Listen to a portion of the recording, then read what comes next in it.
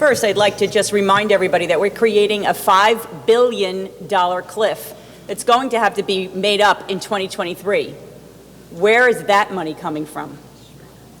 Secondly, I asked this at the Budget Committee, and I have since seen Senate President Sweeney agree that these resolutions for the items, Christmas tree items, should be made public.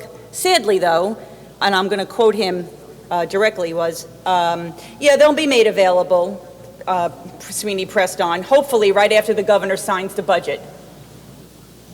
What? We're not going to have these before it gets signed?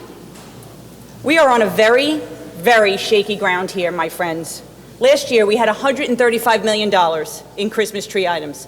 This year, there's $400 million in pork or Christmas tree items, as they're affectionately termed. Because we found some money? That's terrible. Your party created the rules.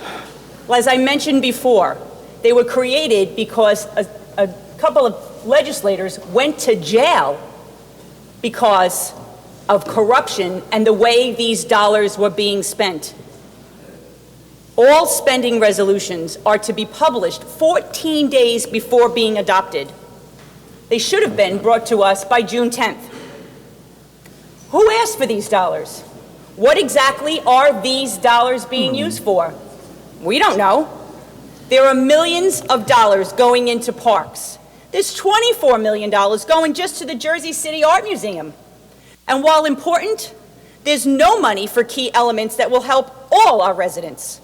I have almost 1,800 constituents suffering from DOL, mostly because the computers are antiquated, but there is no money allocated there. My colleague stated there's no money for education for the S2 districts. There's no money for New Jersey Transit.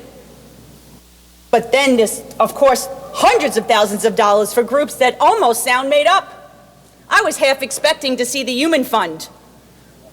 There's $10 million for fringe support for public research. What is that?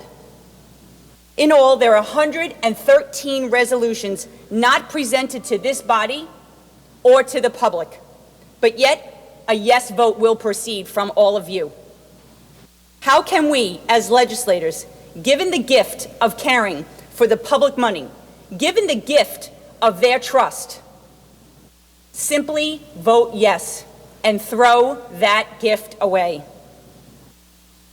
We need to see those spending resolutions before we vote on them. There is no rush to do this. We have until July 1st to pass this budget. Government should not be working this way, and there is no reason for us to do this. I implore you to put the trust back into the public.